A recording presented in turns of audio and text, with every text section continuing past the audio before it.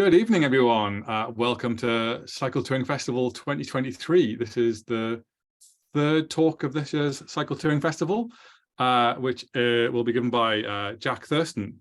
It is going to be a bit of a discussion titled, Does Cycle Touring Have an Image Problem and Does It Matter? Before I introduce Jack to everyone, I'll just give everyone a little bit of kind of housekeeping stuff. It's going to be a slightly different format to the usual Cycle Touring Festival, which is usually run as a little bit of a sorry, my cat's just jumped on a tambourine, if you heard a weird noise there. It's going to be much more of a kind of discursive session. So normally we have like a webinar. This is more of a meeting. So there will be points at which people will be invited to unmute themselves to contribute. First of all, Jack will give like a 25-minute presentation, and then as Jack's talking, if you have a point that you think you'd like to raise in the kind of discussion session, if you can add that into the Q&A part, you'll find that in different places depending on which kind of app you're using. There'll be a Q&A box. That's the best place to kind of put those things because they get lost if they go into the chat box. Obviously, kind of chat away as you wish, but please, if you want to make a point in the Q&A, so if you want to make a point in the actual presentation, then bring it up in the Q&A. Then during the discussion part, we'll choose someone from the Q&A. We'll invite you to unmute yourself and give you the platform to chat to everyone. I'll give you a bit more chat about that after Jack's spoken, just so that we're kind of clear about what to do. Obviously, the chat room is open just now. People are already in there doing what I was about to say, which is introduce yourself to everyone, give everyone a little wave, tell everyone where you're coming from. It's really great to see where people are kind of zooming in from. All of the UK so far, people down Southampton, Cumbria, up here in Inverness as well. Okay, so I guess I just need to introduce Jack. So a lot of you will have heard of Jack before. He's kind of quite a famous cycle touring guy, really. He is author of Lost Lanes, which is an absolutely beautiful series of books about the kind of quieter places you can take your bike. They're in England and Wales, and lots of notes about history and geography. And apparently there's one about Scotland coming out soon, which is good. He's also one of the presenters on Slow Cycling, which is on the GCN Plus streaming service. Kind of like the TV version of Slow Cycling, a really beautiful way to kind of see different parts of the country, and super duper interesting, definitely worth watching. But also, most importantly, what everyone knows him for is Jack gave a talk at the Cycle Touring Festival back in 2021. That's where we all know him from. So without further ado, Jack Thurston. Thanks, Steve, and thank you all for coming along. It feels like we're back in the pandemic here on Zoom, but it's cool. At least I can deliver this talk in English, because my abiding memory of Zoom and the time that I've spent most on Zoom is in my Welsh classes when I've been learning Welsh for the last 5 years, and it all went online. So I kind of got this, I see the Zoom window and I suddenly start thinking about soft mutations and all kinds of stuff like that. But yeah, I'm gonna speak in English tonight, and I want everyone to remind everyone to drop a few pennies or pounds better into the Cycle Touring Festival pot. It's run for free, these events, but there are costs, as well as all the hard work that Laura puts in as a volunteer running the thing. There are just simple costs that have to be paid. So if you can chip in, that would be amazing. Thank you very much. And I think the general character of this, what I want to talk about, is it's kind of a provocation. All right, I'm going to share my screen, and we can kind of get underway. Can you see? Yeah, here we are. And yeah, it's a provocative title. I can totally see that to have as a talk in the Cycle Touring Festival. But I think it's always worth looking at oneself. And so when I talk about cycle touring, I am actually wearing the T-shirt here. You can see that. I'm a proud cycle tourist, always have been. I'm not, I'm not a globe girdling, mile eating, drag my bike across glaciers kind of cyclist, although I admire all the people who do those things. I'm a cycle tourist, simple as that. But I'm also aware enough of how we are perceived among those who do not consider themselves to be cycle tourists. And I think it's a kind of interesting subject to think about, particularly for someone like me, who is involved in trying to spread the word and spread the love and spread the joy of cycle touring. So I hope you'll take it with a little bit of a, my tongue is in my cheek for some of this, and there's a bit of a grain of salt, and I've got a pint of beer here that I'm going to drink. And I hope you all do similar sort of whatever relaxes you and gets you feeling in a kind of pub debate sort of mode, because it's Saturday night, and that's what we should do. So the spark for this was actually a long time ago. I was having a conversation with Simon Mottram, who's the founder of Rapha, the kind of luxury road cycling brand. And he was talking about having just gotten into kind of like running a travel agency element of the business as well as the clothes, and was telling me all about it. And here's a picture of what he was telling me about, and I'll read you the lines from the website. It says, a support vehicle and a team of seasoned Rapha ride leaders will provide mechanical and full logistical support in facilitating these adventures on unknown roads through wild and unspoilt landscapes. Each night we'll greet you with hearty food and charming accommodation to prepare you for another day's exploring. This is cycling taken back to the essentials, a bike, a fantastic route to ride, and the self-imposed challenge that brings. So Simon was telling me all about this, and I said, oh man, that's amazing. You've just invented cycle touring. And he was like, yeah, you can't call it that. You just can't call it that. And so it's dawned on me that cyclotouriste, cycle tourist, was actually a sort of term of abuse in his world of road cycling, even though what he was proposing to do with people was, well, a very luxury form of credit card cycle touring, which I thought was kind of, I don't know, I just had a sort of dawning moment that this thing is really brilliant, but yet you can't call it what it is. Anyway, the second data point is the rise of bike packing, because actually cycle touring has become amazingly popular, or traveling by bicycle for pleasure. Should we call it by that? Traveling by bicycle for pleasure. That's what I came up with as my working definition of cycle touring. But as you'll see from this chart in Google Trends, bike packing is way more popular in terms of what people are searching for on the internet than cycle touring is. And I think we'll all know that, have in our sense, in our heart of hearts, that bike packing is far more hip and fashionable and desirable and aspirational than cycle touring is now, and maybe cycle touring ever was. But I don't know. That's a question that we can develop as time goes by this evening. So,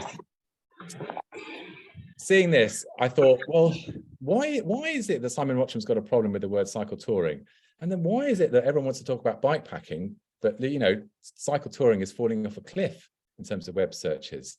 And then my mind turned back to one of my favorite characters from Monty Python. And I'm going to just share, this is actually one of the rare Monty Python episodes that's an entire story based around one character for the entire half an hour. It's not sort of little sketches. They obviously thought this guy was so comic that he could justify anchoring an entire half hour of Monty Python. Anyway, here's a couple of minutes of it. Well, there we go, Mr. Pither. It's an instantly recognizable stereotype, even, 50 years later, I think. I mean, there he is in all his glory. And I thought, just looking at the depiction, we do sort of make fun of dangle mugs in 2023 or whenever it is. You see a lot of those on Instagram, bike packers with their enameled mugs hanging off the back of their bike packing gear. But here, Mr. Pither has got a dangle colander, a dangle spatula, dangle sieve, and all other kinds of implements dangling from his rucksack. He's boring. He's overly talkative. He's obsessive about unimportant things. He's obsessive about himself, about his food and his bike and the details of his route and his mishaps, all the little insignificant things that go through his mind. And yet he's being swept along as the episode goes on by more and more outlandish events. And yet he sort of is oblivious to it all in his own little small-minded world. I mean, it's a harsh caricature, but I think there's also something that we recognize, or we have seen we have met Mr. Pither while out on the bike at one time or another. And it made me think, what are the origins of Mr. Pither? What culture was able to produce Mr. Pither as an archetypal touring cyclist? And well, I'm wearing the t-shirt, so you know you can't give me a hard time for taking a closer look at the Cyclist Touring Club. But the Cyclist Touring Club emerged in 1870s, the sort of first bicycle boom. I think it was the world's first cycle touring club, and founded in 1878, I believe.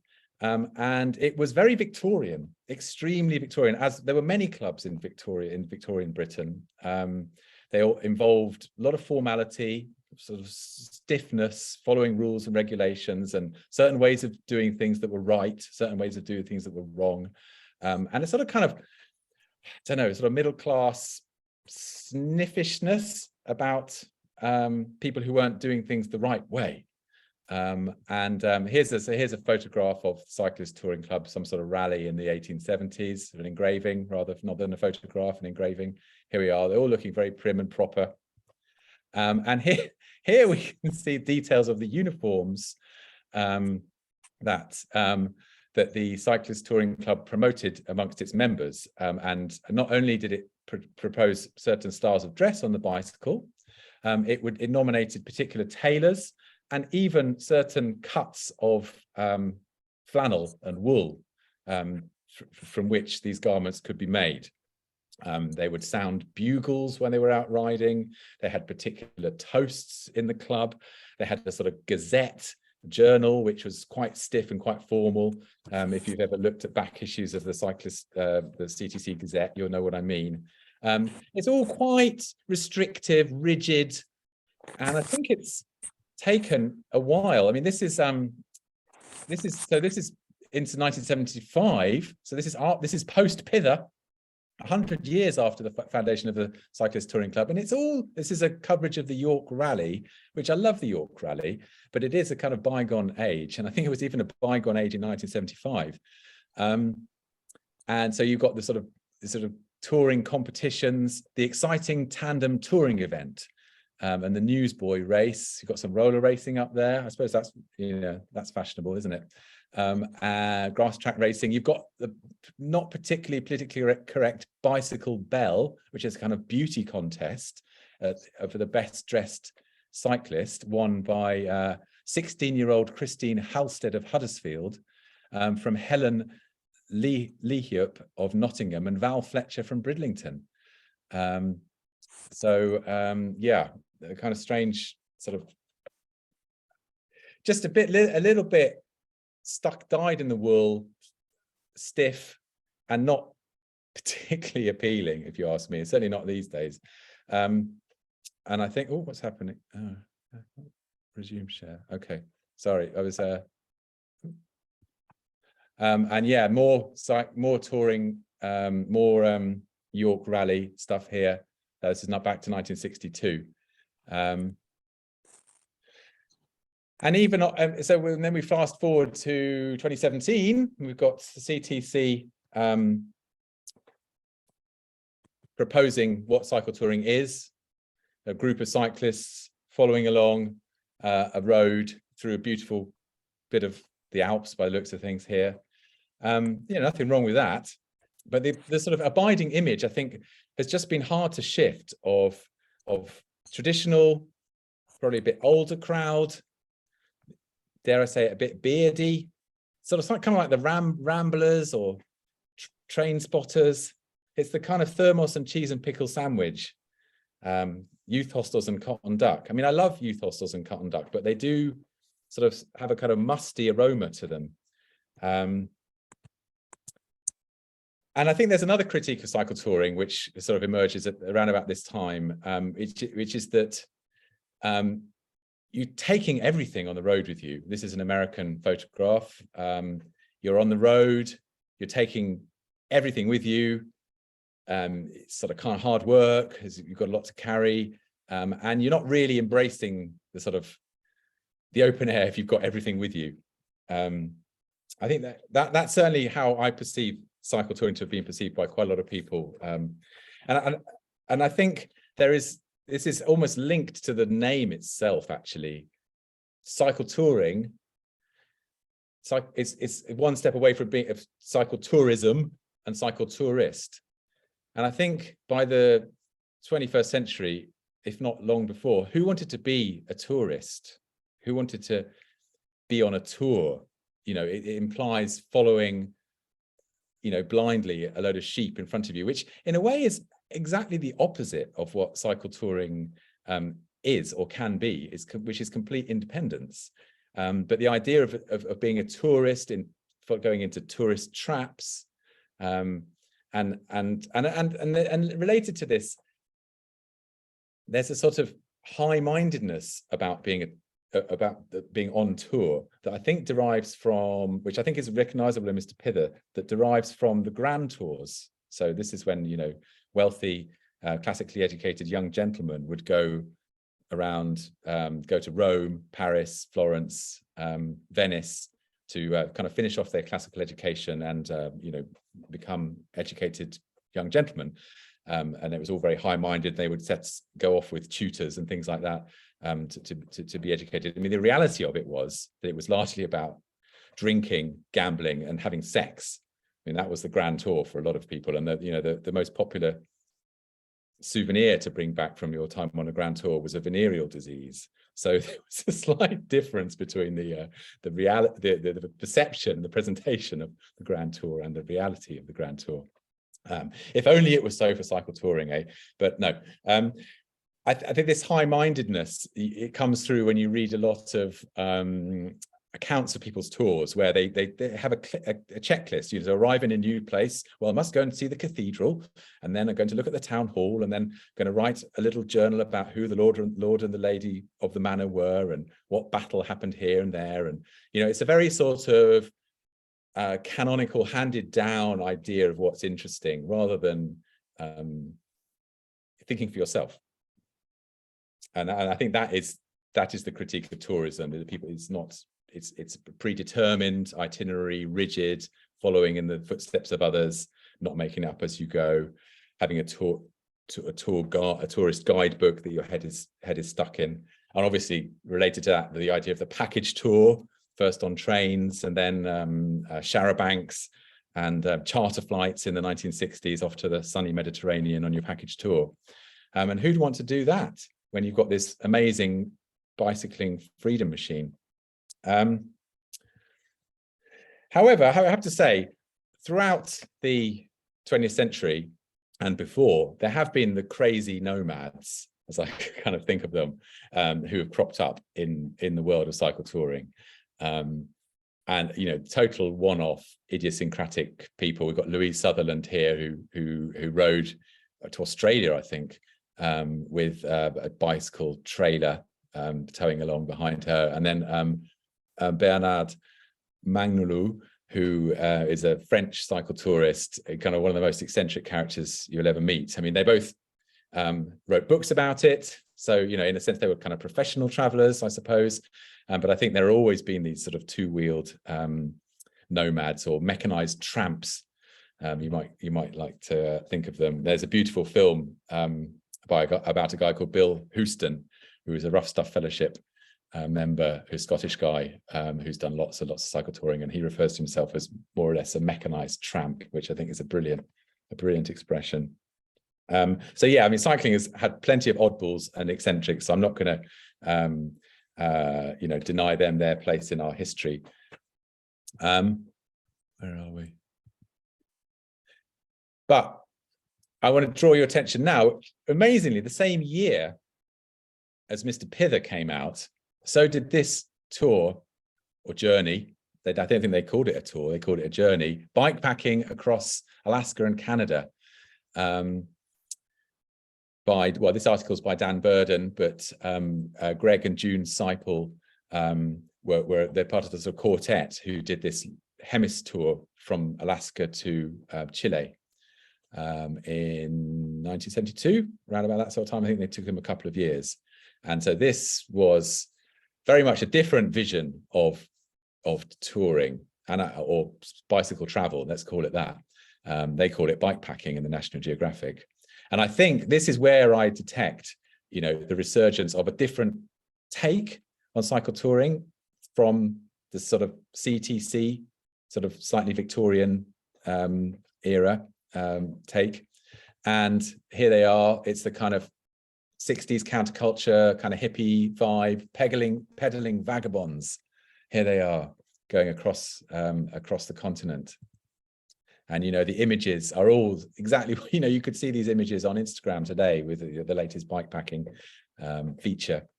And the environmental movement was very much part of it. Earth Day had just happened. People were thinking about the environment and the bicycle as this kind of tool for, low carbon, or sustainable travel. And I think it was a sort of reinvigoration. In the 1960s, cycle touring had really sort of died on its feet because of the rise of the car and the car culture. And I think this was a sort of reinfusion of excitement that it desperately needed. And here's Greg Seipel sort of pulling his bike through some mudslide in Alaska.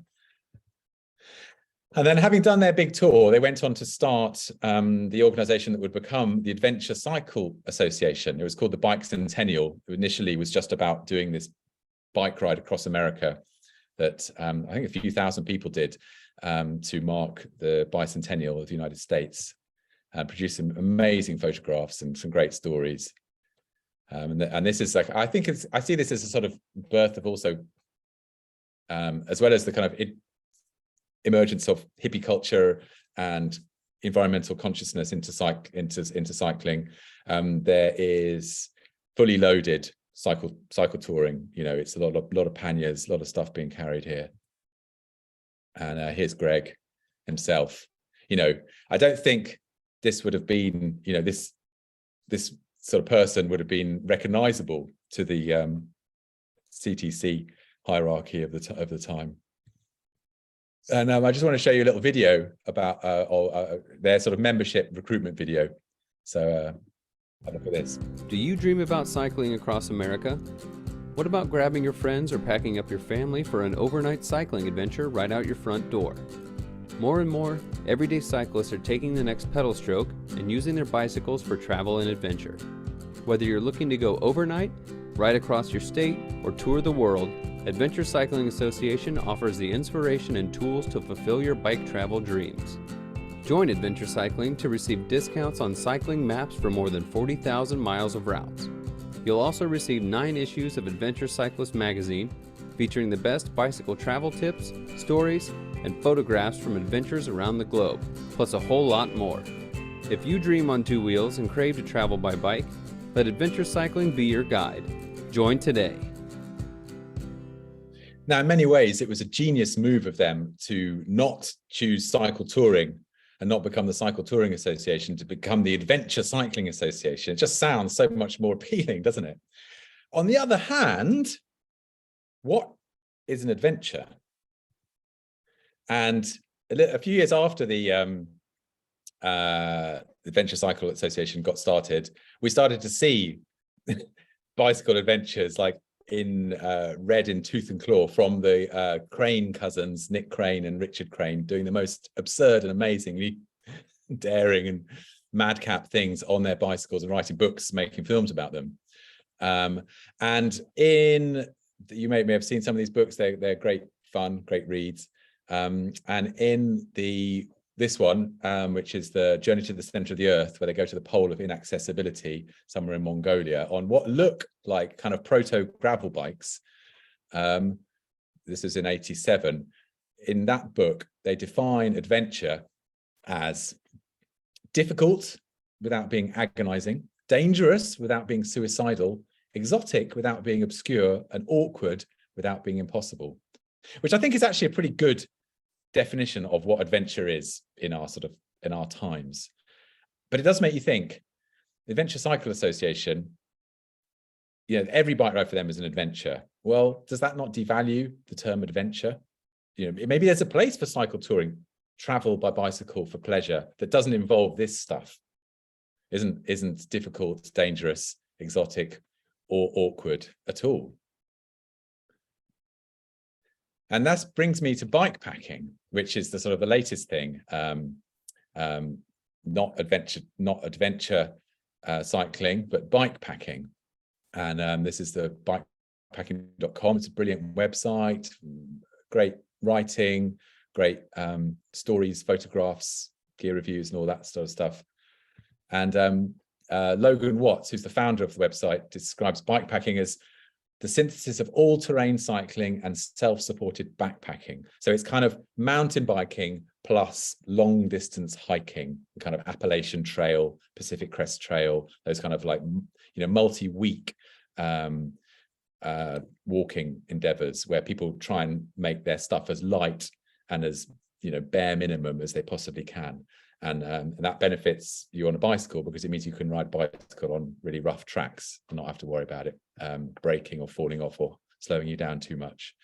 So it's all about being off-road, and it's about enjoying the thrill of the bicycle, not just going from place to place using a bicycle as your mode of transport. That's how I understand it anyway.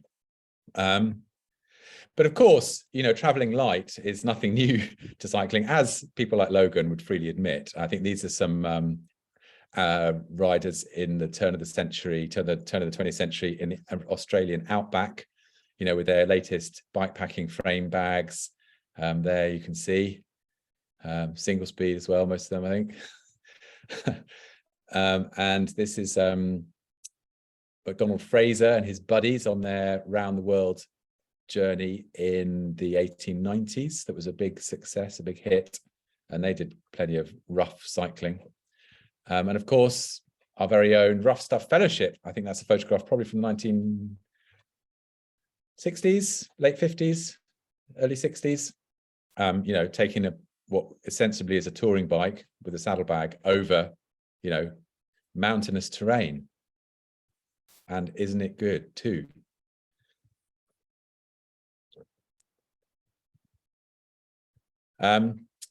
So I think there's a parallel phase in this. I'm going to rush through the last bit actually, because I've realized I've taken up too much time already.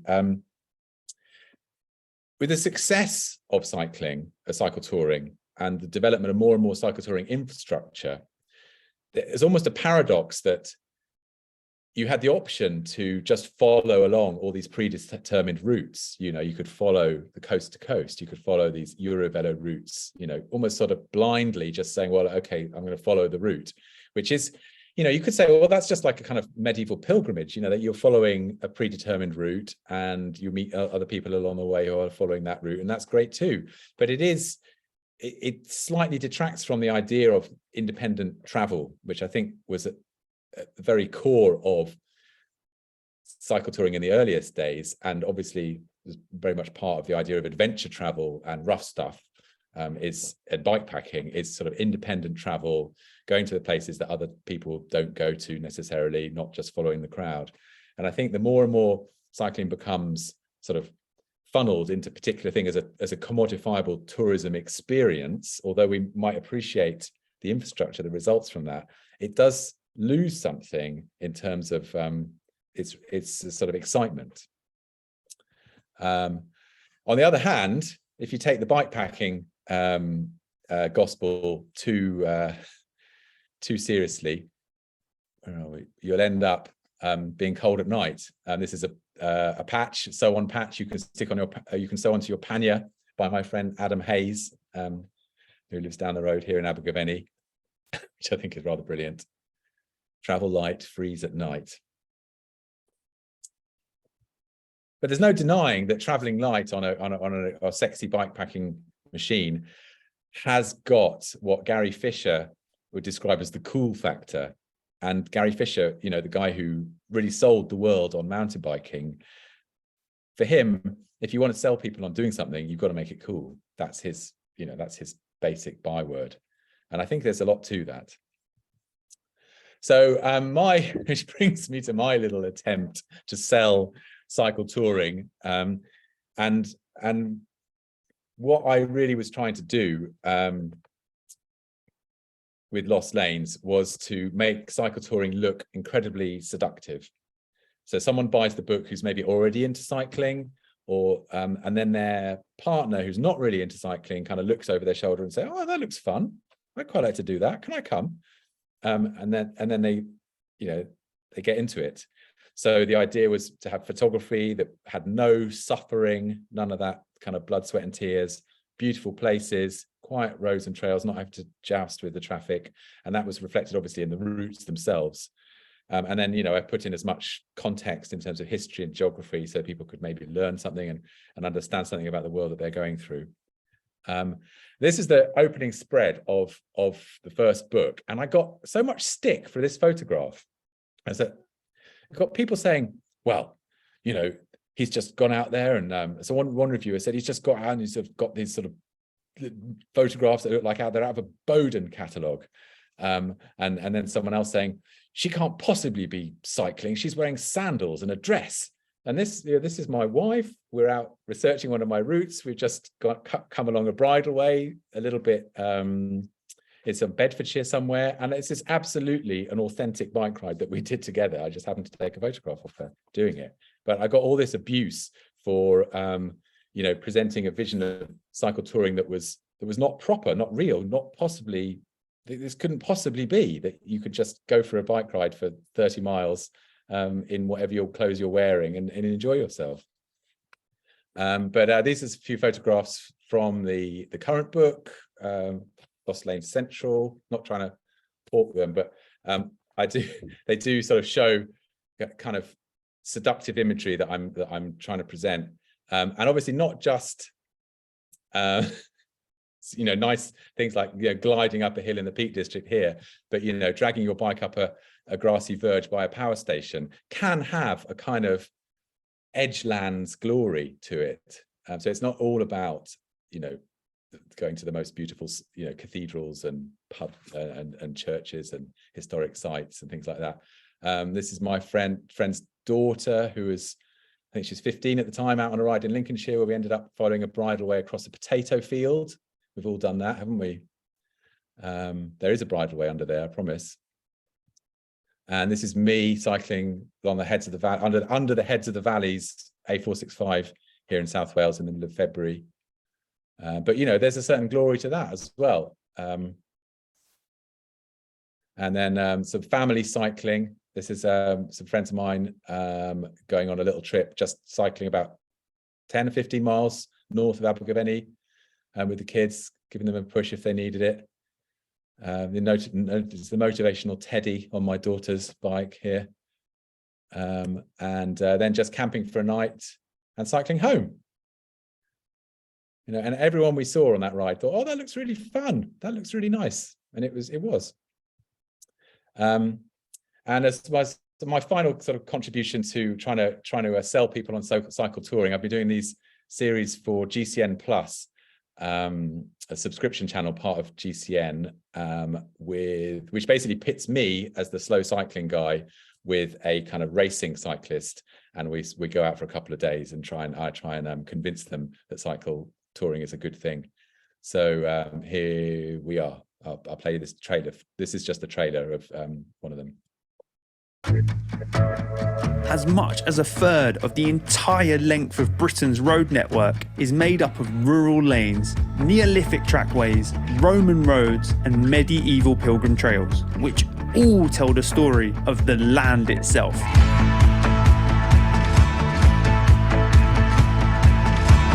Now, I love the buzz of crit racing. Bit of a legend in fixed gear racing is Alec Briggs. And speeding through the city. Yeah, man, dragging it past buses.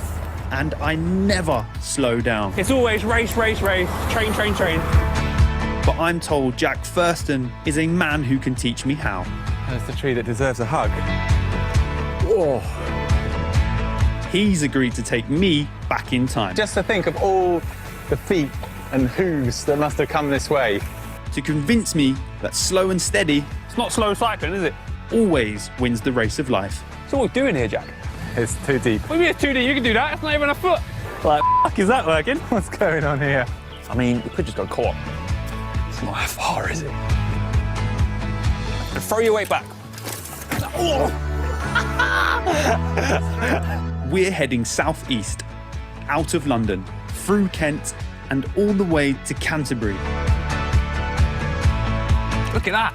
That is impressive. It's huge, isn't it? Breathing in the fresh air, This is what I live for.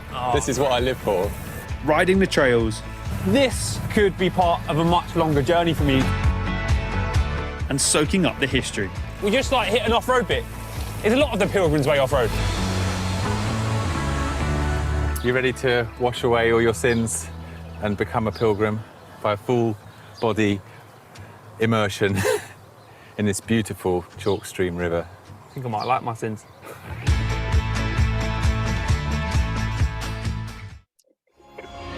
Okay, so yeah, that was slow cycling. Trying to convince the fast people to take it a bit more slowly. And I think going slowly is actually one of the things that cycle touring has as an asset that isn't necessarily part of adventure cycling, bike packing, which all seem to be quite, I don't know, quite questing, quite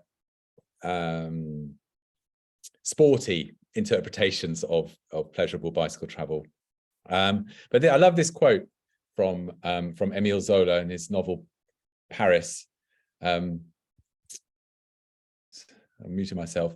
It's just it just sums up to me what the bicycle is, and the beauty of bicycle travel, really. 1,000 freely chosen paths, and that's what I feel like I would like to see cycle touring known for, not for Mr. Pither and his sort of dyed-in-the-wool cheese and pickle sandwiches, nor for unnecessarily labouring up a hill following another series of blue signs because you've got to get somewhere for the evening, but just utter freedom to do justice to the endless variety of human desires and endeavours. And I wish the film Easy Rider was made about cycling rather than motorbiking, because there's just so much in there that I identify and love. But I'm just going to leave you with a little bit, which sort of, when you put on a cycling frame of mind, this quote just makes a lot of sense. And I know it's the Hells Angels, but there we go.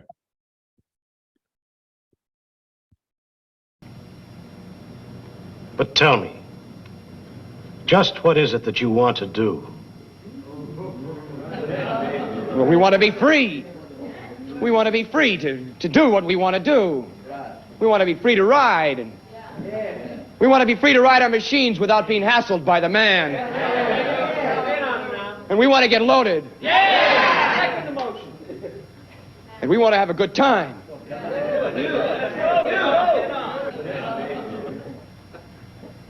And that's what we're going to do. Well, when, baby? Let's go. We're going to have a good time.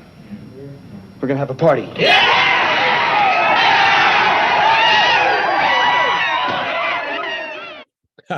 So, but when he says we want to get loaded, he does actually mean we're going to fill our panniers really full to the brim, right?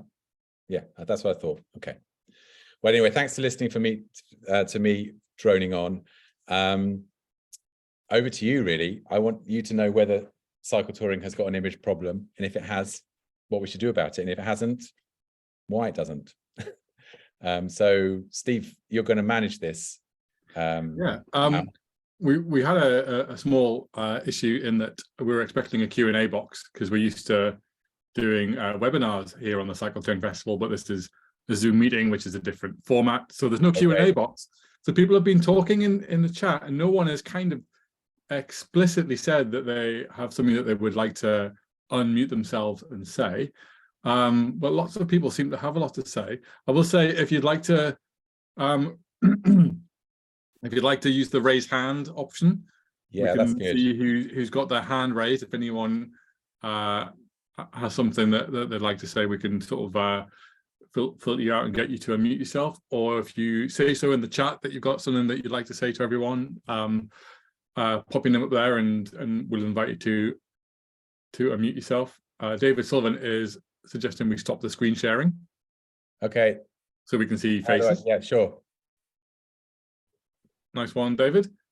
And I think that lets me see a bit more easily if anyone's got. Okay, brilliant. Good idea. Well done. No one just yet, so I'm gonna go ahead and Rob Ainsley has a few points about media. Rob, why don't you unmute yourself and say what you'd like to say, please, Rob? Hello, can you hear me? Yep. And are there any grey boxes across my screen? There's one across your head on mine. Yeah, just a talk about media. Unfortunately, not being a subscriber, I haven't seen any of Jack's films on the GCN network, but I know he sort of told me about them and they sound great. One thing that we can't help noticing is there's no real mainstream media presentation of cycle touring. I think partly that's because it's just very difficult in the traditional way of travelogues to portray cycle touring. The whole point about cycle touring is that it's spontaneous, every ride is different. You could do exactly the same route this year as last year and you'd have a completely different experience. That doesn't fit in with the way programs are made, where everything has to be planned. And so you end up with travelogues, which, and I think Claire Balding's series was a bit like this, they're the traditional travelogues, you know, like Michael Portillo when he does his trains series, you know, I've come to meet local historian John Smith, who's going to tell me the fascinating history of the Civil War in New York, that sort of thing.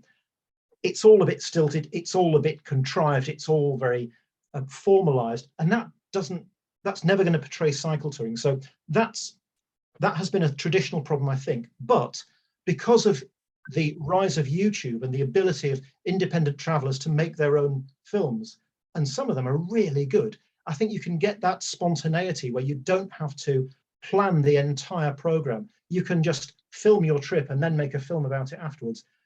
But Jack, is there a way that some of the really good YouTube material might make its way onto the mainstream? Yeah. Or will we have to rely on subscription channels like GCN? I mean, good question, Rob. I have to say I've not seen much on YouTube, like user-generated YouTube, that I thought was much good. I'm not saying that I think my films, the films that I've done are good. I did them because I was invited to do them and they paid me, so I was happy to do it. I think what all those films lack is a sort of sense of jeopardy and a sense of drama. And I'm not quite sure where the drama in a really pleasant bike ride comes from, because that's ultimately I think you either need drama or you need humor.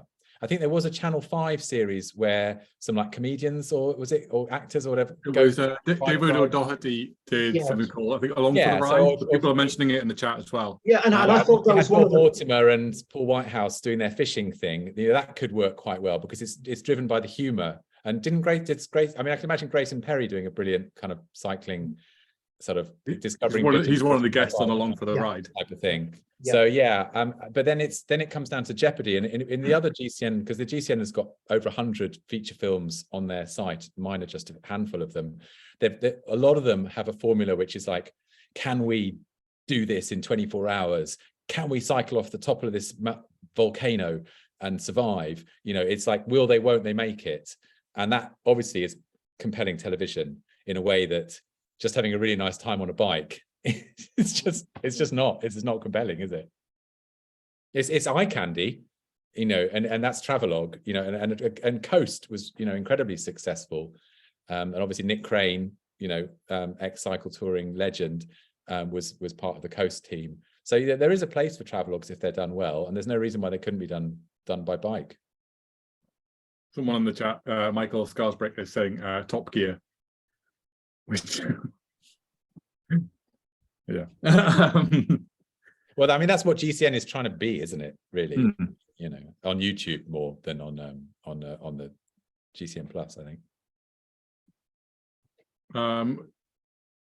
Cool. Does anyone else want to invite themselves to unmute? I can't see any hands up.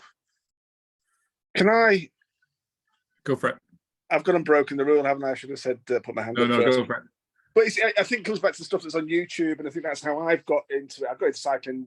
I've always cycled, but the kind of touring side of it has come more lately, and I've got myself a nice bike now to go out, and this next year is going to be the one. But YouTube has been the driver for me to give me ideas, give me about kit, about where to go. And I think particularly I found useful was something called Rad Bike Adventures to Californian Ryan, and it's just accessible, really, really kind of cool. It's a bit of travel log, it's a bit of all sorts in there. And that's something that I found really useful to help me. And you talk about kind of an identity of because I like my Ortley panniers, and I like the look of that, and I like the kind of the thought of going some distance. There's a bit of style in there, but what they've done is kind of they meet all sorts of different people and different setups and different adventures or whatever they're doing. But essentially, that's just bike touring around the world is what they've done. I don't know if anybody else has seen that, but I found that fantastic, or have done so. Rad Bike Adventures. I mean, I think what point didn't make in the talk, it's in my notes here, is that, and this is actually a point made by Tom Allen in a discussion he posted on his blog about the difference between cycle touring and bike packing, is that bike packing, generally people are already into bike cycling before they get into bike packing. It's a kind of extension of their mountain biking because they want to go for longer and stay overnight, or it's a kind of slight left turn from their road biking because they're sick of jousting with cars and they want to just be on a gravel bike and zooming off into the distance. And whereas I think cycle touring, I have a theory that everybody ultimately becomes a cycle tourist. Like everyone on a bike ultimately becomes a cycle tourist. It's like lead, isn't it? Some physicists told me that all matter sort of all decomposes to lead eventually, but everything's got a different half-life, so it takes a different amount of time to become lead. I became lead when I was 16. Someone else might become lead or cycle tourist when they're 60. But I think cycle touring should have fewer barriers to entry than bike packing, because I don't think it requires quite so much expertise in the bike and the riding the bike. And all the equipment, the stuff needn't be so expensive. Your bike packing gear is really quite expensive because you've got to have really lightweight stuff. You've got to have a tent that is like folds down to this, a really nice sleeping bag, all this kind of stuff. It's quite a lot ultimately if it's going to fit in that constraint of the bike packing setup.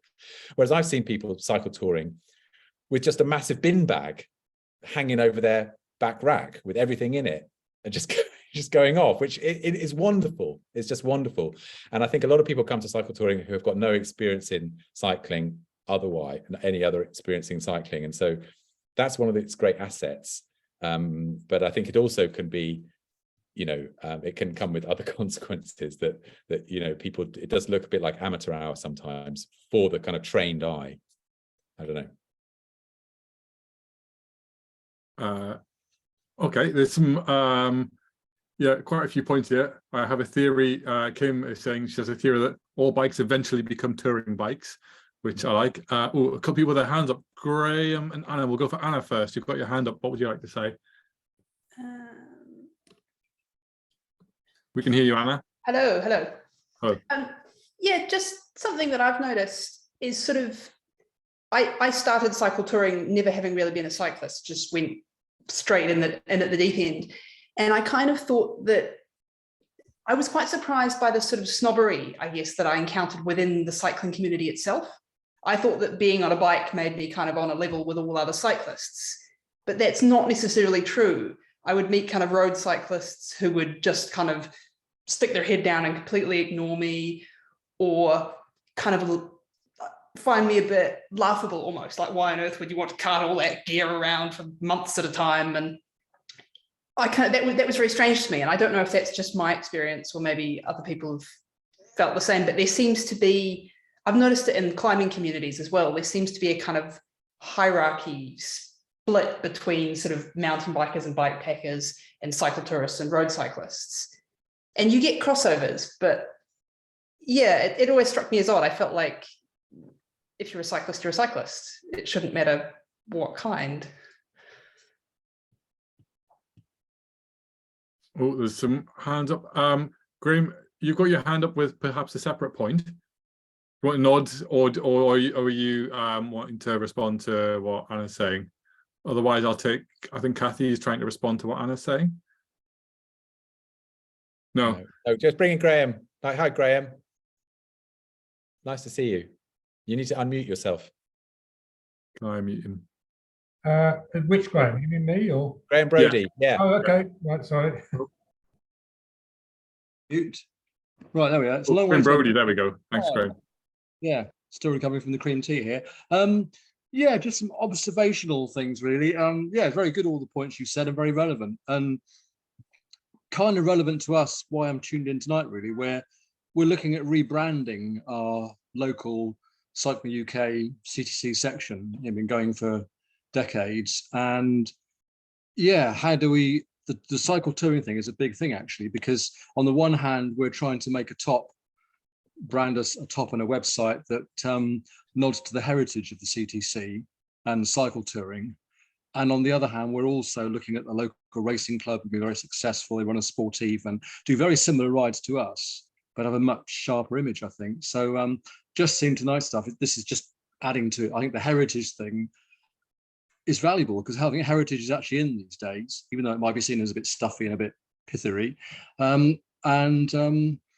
Yeah, it's just interesting the way forward, how we brand ourselves and how we look to other cyclists. And more importantly, how we appeal to a younger, new generation of cyclists, really.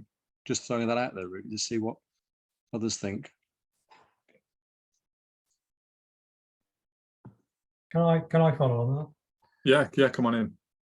I mean, yeah, I'm in the local CTC group, and we're still calling ourselves CTC, although some people aren't happy with that. But just, some observations really about the dilemma the CTC has. I mean, you sort of just touched on it there, Graham, about how the heritage actually in some ways sort of puts off younger people and newcomers. And we've got about 500 members or 500 CUK members in our area. I think I would say probably no more than I don't know any more than a dozen who do cycle touring. And I think Cycling UK sort of picked up on that when it rebranded itself. It's almost it seems to me like Cycling UK's, made a positive decision to distance itself from cycle touring. I don't know if anybody's read the history of the CTC, The Winged Wheel. I would call it the most boring book in the world. I'm very happy to pass it on to anybody who can bear to read it. Yeah. But it seems like it was ever thus. When you read that book, it's an organisation that's almost sort of gone out of business many times in its over 100 years of history. It just makes you wonder sort of when the heyday of cycle touring was. I think it's probably, it seems to me like it's made a sort of comeback. I would agree that it's made a bit of a comeback. This festival itself being kind of an emblem of that. Kathy, you've had your hand up for a long time. Would you like to come in and say something? Yeah, sure. I really liked what Anna was saying earlier, actually, but my point was a bit like separate from that. Just, I think, yeah, everyone who's cycling, and if you're cycling, I love Laura's thing that if you cycle and you camp overnight once or you stay overnight somewhere and cycle the next day, that's a cycling tour. And I like the things like warm showers. I use that a lot on my own trip, and I love hosting people when I'm at home. And I find it can be pretty egalitarian in some ways. I like having people who are on a budget, who are traveling long term, visit. And because I live right in the centre of Manchester, I probably get more people from overseas visiting me because people in the UK are like, I'm not cycling through Manchester, that'll be well rubbish, despite some comments earlier, like it is a poor city for cycling. But I love having some Spanish people went to look at all the miners sites in Wales. That was really interesting. They stayed with me en route. I've just had some Chilean cyclists stay with me last month. I was like, you must stop camping, it's about to get really cold. People from different countries. And I really, really like the kind of intercultural aspect of that, especially when it's quite egalitarian, because people I've hosted often have been people who don't have very much money, need to use warm showers, like me when I travel, and who are just really interested in experiencing a different part of the world. And I, I'm always kind of a bit interested in how people have got their bikes set up, but I'm much more interested in their stories and what they're enjoying and what they like about the UK and what they think is really crazy compared to where they come from. And like the Chileans were like, why is everyone in your country quit smoking and taken up vaping? Like, this is a real crazy thing. And I just think, like there's lots of younger people on that site, and it's so environmentally friendly if you are doing cycling instead of flying. I know that's not always possible, but I'm doing a sustainability degree, and just however many journeys we can take cycling or holidays we can take cycling that don't involve flights, it's a really, really good thing to do for the future. And that network of supporting other cyclists and staying with each other is really lovely. I really like the solidarity in that. So I hadn't heard like something along those lines been said yet. So I just wanted to interject that, because I'm not like the kind of mammals of like, this is my amazing expensive bike. Like, I'm just not that kind of kind of person. So I like all the different ideas from different places is really important. Laura, do you want to unleash the poll? Have we got time? You want to unleash the poll? Laura, whilst you're sorting that, I'd like to say, sorry, your name's just gone off my screen and I'm terrible at remembering names. Whoever just spoke. Kathy, that was some really beautiful positive points there, and I think that's something I think everyone probably watching found something to identify in that, which was nice. Thank you. Laura, you've got your hand up as well, but Jack, do you want to talk to your poll? Oh no, we just thought it was a bit of fun just to see how the group that we're gathered here sees themselves. Identity is so important in this day and age. And by the way, if you like the mechanized tramp one, I will try and put the link to the trouble is with these chats is they disappear the moment the meeting ends, when there's often really good stuff on it. But yeah, the Bill Houston, I'm more or less a mechanized tramp video is just, I don't know, he's my kind of spirit animal, guy. I love him. Thanks. Laura, your hand is up. Would you like to say something? I will. I'm just sharing the results of the poll. Thanks. You've had the options, as everyone will have seen on the screen, was cycle tourist, backpacker, adventure cyclist, mechanized tramp, or none of the above or other. 61% said cycle tourist, only 1% said mechanized tramp, one person. I'd love to know if the people who've said none of the above or other, it might be good to put in the chat how you identify yourself. Yeah. What I was going to say is, I put it in the chat earlier on, but I think what Graham Brody mentioned is a really interesting thing about trying to rebrand your local club. And I put it in the chat earlier on that in the very first year of the Cycle Touring Festival, we had a really long debate, myself and a couple of other people involved, including Tom Allen, about whether we should carry on calling it the Cycle Touring Festival or whether calling it the Adventure Cycling Festival would appeal to a broader group of people. Particularly being perhaps the younger end and the female, a female at the younger end of the spectrum. Cycle touring isn't necessarily something I was completely identifying with. And I have to say, we sometimes joke that we have to avoid getting too CTC-y, because there's a tendency in some talks to get a bit CTC, and we're always really wary of that. So that's one of the reasons I always bang on about it being really inclusive and trying to make sure that we have people from all backgrounds and genders and ages talking at this event, because I think it's really important to represent everybody. And I think Cycling UK is a fantastic organisation. I would urge anyone to join as a member. I think they're absolutely brilliant what they do, but definitely there's definitely a type, dare I say it. I think it's a kind of tragedy that CTC didn't become the Adventure Cycling Association of Great Britain back in the 70s, when there was that fair wind, and then Sustrans, because CTC didn't want to sort of take over the National Cycle Network, which is a kind of touring network anyway, which is weird. And so they could have taken over that, maybe, I don't know, and then Sustrans could have focused more on the commuting and the city cycling and that kind of thing. And it all just feels like a bit of everyone's sort of stuck in an organization doing something that they don't quite want to do because that's what they've done before. And you wonder sometimes Sustrans how they're into cycling they are, whether they're more into livable streets. And I don't know, it feels a bit of a mess. I think adventure cycling is great and so much more exciting. However, I would probably, I don't consider the my Lost Lanes books to be adventures. I think adventures is like kind of a bit more like what the Cranes describe in their books, and that in a way is a problem. But then maybe that ship has already sailed, since Al Humphrey's got micro adventures out there, like going to the shops and buying a different sandwich than the one you normally have is an adventure. I don't know. We eventually decided against it because we felt that it actually might put people off. It might feel like they have to be really hardcore, which was something we really didn't want to do, because we want people who will read Lost Lanes and do a Lost Lanes adventure, and we want people who go off and do a bikepacking off-road adventure around the world as well. And it was really interesting. A year or two later, a group of people, including Lion Equipment, who import Oatly panniers and various other products, they put on an adventure cycling festival in Cumbria, and we went to it and we spoke. Me and my husband spoke at it, and it attracted such a different crowd. It was all about gravel bikes and racing and bikepacking and lightweight and being gnarly, which was great. It was really fun, and I've got a lot of time for that kind of cycling too. But it definitely didn't have the sort of pannier feel. So yeah.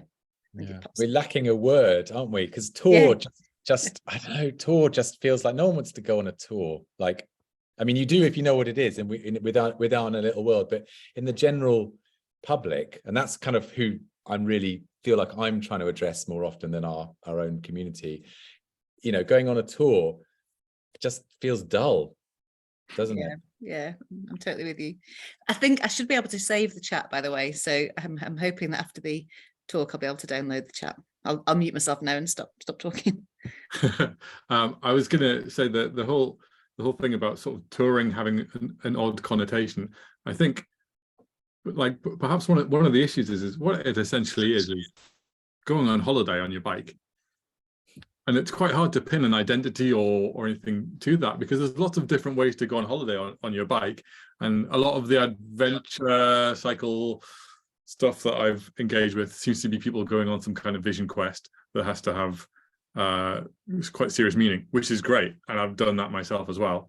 But also I've just gone, that looks like a nice place to go, let's go to there as well and cycle in between them. And I'm sure most people in the chat have gone, that looks like a nice place to go, I'm going to go there on a bike. We'll take a few more. Ted Edwards, you've got your hand up. Would you like to unmute yourself, Ted? And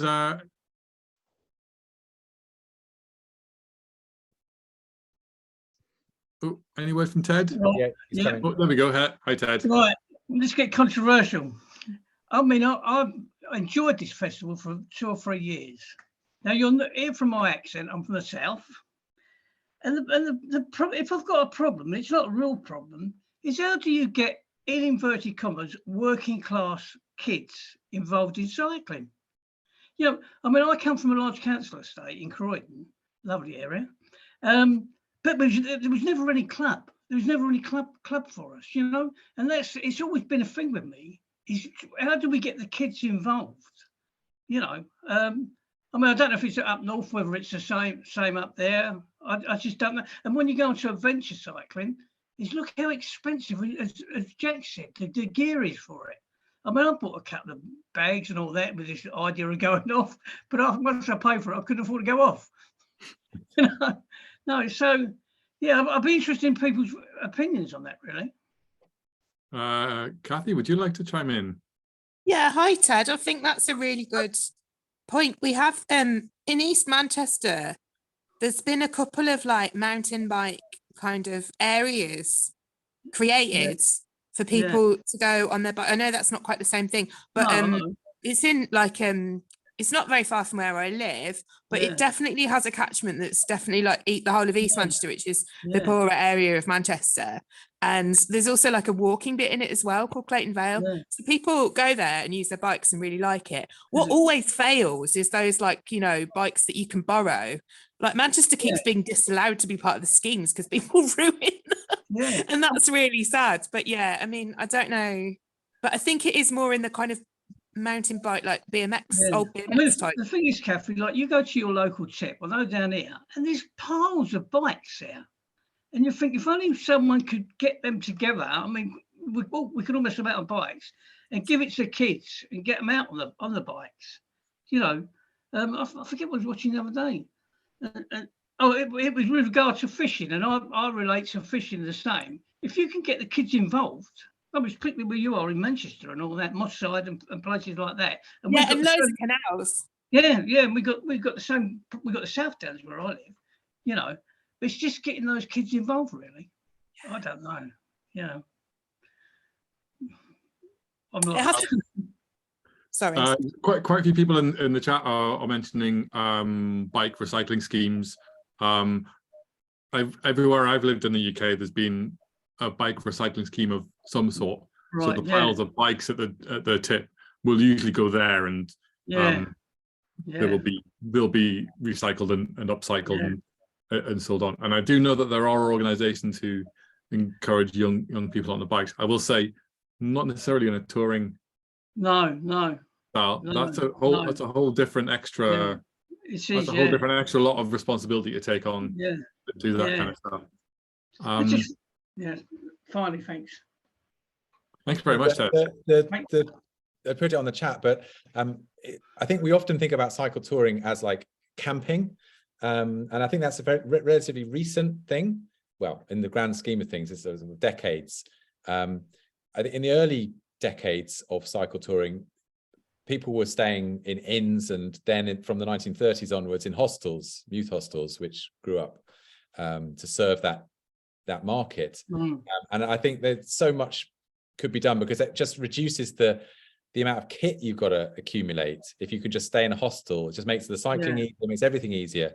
But I don't see that really happening, like linkages between local or national cycling organizations, young people's organizations, and youth hostels. Just doesn't seem to happen.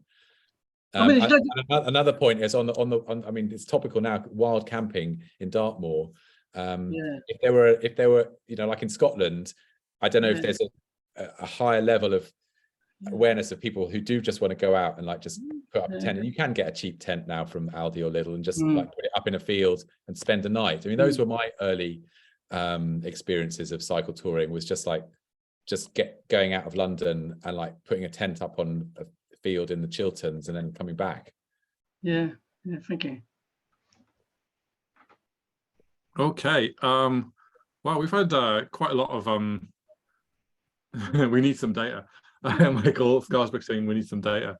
We've had quite a lot of really wonderful contributions from everyone. It's been a nice debate. I was expecting more controversy, but I actually get a sense that most folk are kind of pushing in the same direction here. Of well, I don't know, Jack. How do you feel this is? I think people are aware that we are not perceived, you know, as we would like to be perceived. Maybe put it like that. I was obviously as the greatest people that ever lived, who are going to save the world and all that. No, I mean, I think it's just people don't really necessarily understand what is involved with getting on your bicycle and going for a journey of a day or a night or a week. And I think it's about being positive and accentuating the experience, the positive experience, not focusing so much on yourself, on your bike, the fun aspects of it. I mean, in a way, that's kind of been very instructive for me, like doing these films for GCN, is like what they're interested in seeing and what they think will go well. And obviously, GCN audience is a cycling audience anyway, because it's a sort of cycling subscription channel, but it has been quite instructive what that they're interested in the fun side of things, like making it fun and having a laugh and going slowly, and like, you know, slow food and it's slow travel, you know, they can be quite attractive. You know, this whole back to nature thing is a sort of thing at the moment, which I think is a lot behind sort of the growth of bike packing and off-road riding and gravel riding. People want to get a bit closer to nature. You know, we've been sort of doing that for years. So I think the more you can kind of embrace the serendipity of it, and if you're talking to people, you just talk about the silly little things that happen, the unusual things, the macabre things, the unexpected things, and don't, you know, just give it you know, embrace the unknown, and the sort of freedom to wander, and kind of let that come through when you're talking about it to other people, about that sort of freedom and independence and serendipity of the whole experience. Don't plan too much. Don't plan too much. Wonderful. Well, Jack, I've thoroughly enjoyed that, and judging by the chat, I think everyone's had a really great time. Let's do it like a very silent round of applause. Just before we sort of sign off, thanks to everyone for coming along. Thanks to everyone who has contributed. Thanks to Laura for all the technical support, and thank you very, very much, Jack, for coming along. A little reminder, I have put a link in the chat about donating. I'm just going to copy it in there again. You can donate to the Cycle Touring Festival. There's a PayPal button there. Donate whatever you like, really. There's a suggested donation there. It helps, kind of keeps the electric wheels. It's not a very good analogy, is it? It doesn't have wheels. It's a festival. But thanks a lot for everyone, and hopefully see you at some of the further talks. Lots of talks to come up. The talks on Norway. Have we missed Iceland already? We missed Iceland. Obviously, everyone knows that Timmy Mallet's happening next weekend. That's the second best one after this one, obviously. Excellent. Thank you very much. We'll kill the meeting just now. Thank you very much for everyone's input, and goodbye. Thank you. Bye-bye. Have a great evening. Bye, everyone.